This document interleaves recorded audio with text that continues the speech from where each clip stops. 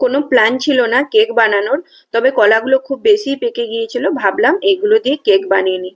তবে আজকে দেখতেই পাচ্ছ আমি কেকের ব্যাটারটা আটা ময়দা সুজি ছাড়াই বানিয়েছিলাম। হ্যাঁ, অবশ্যই কিছু না কিছু তো অবশ্যই লাগবে। তবে এটা বানিয়েছিলাম আমি এই যে প্যাকেট থেকে নিলাম মাল্টি মিলেট মিক্স। এতে 5 রকমের মিলেট রয়েছে। এই আটাটা দিয়ে আমি আজকে কেক বানিয়েছিলাম। কেকটা কিন্তু খুবই অসাধারণ হয়েছিল খেতে। টেস্টে আর কি বলবো, একদম বলার মতো নয়, অতুলনীয় হয়েছিল। আর এই দেখো এখানে দুটো পাকা কলা রয়েছে, এইগুলোকে আমি খুব ভালো করে আগে ম্যাশ করে নিয়েছিলাম। এই কলাগুলো খুব বেশি পেকে যাওয়ার কারণে আমরা কেউই খেতে চাই না, আমি তো নাই, আর ছেলেরা তো আগেই খাবে না। আমি দুটো কলার সঙ্গে দিয়েছিলাম 4 চামচ গুঁড়ো করা চিনি। চিনিটা অবশ্যই গুঁড়ো করেই দিও, এতে খুব ভালো হয়, তাড়াতাড়ি চিনিটা মিক্স হয়ে যায়। আর দিয়েছিলাম 2 চামচ কোকোয়া পাউডার।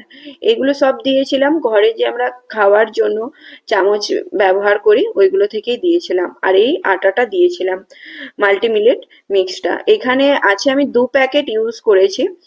আর দেখো আমি পরে আবারও 2 চামচ চিনির গুঁড়ো দিয়েছিলাম আর 2 চামচ সাদা তেল।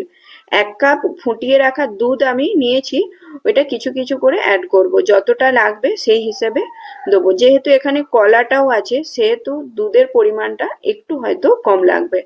পুরোটা আগে মিশিয়ে নিই, তারপরে দেখবো কতটা দুধ লাগছে। আর এই আমি মাল্টি মিলেট মিক্সের প্যাকেটগুলো গ্রোসারি দোকান থেকেই নিয়েছিলাম। খুব বেশি দাম নয়, এটা 20 টাকা না 30 টাকা করে প্যাকেট নিয়েছিল। ছেলেদের জন্যই নিয়ে এসেছিলাম। তো ভাবছিলাম কিছু বানাবো, কখনো এটা রুটি আরও বানানো যায়। তো আমি আজকে কেক বানালাম। আর এখানে আমি প্রায় 100 গ্রামের মতো ডার্ক চকলেট একদম ছোট ছোট করে চপ করে কেটে দিলাম।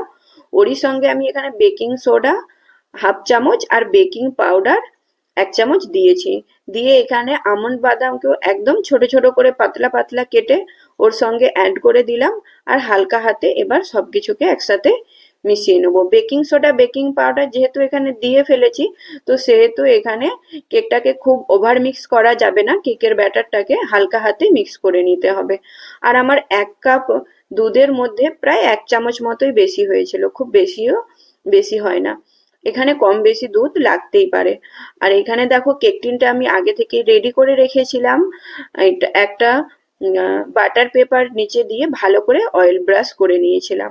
আর ওইখানে আমি কেকটা বেক করার জন্য একটা কড়াইও বসিয়ে দিয়েছি প্রিহিট করার জন্য 10 মিনিট আগে থেকে। ওপর থেকে এখানে আখরোট দিয়ে আমি গার্নিশিং করে নিলাম।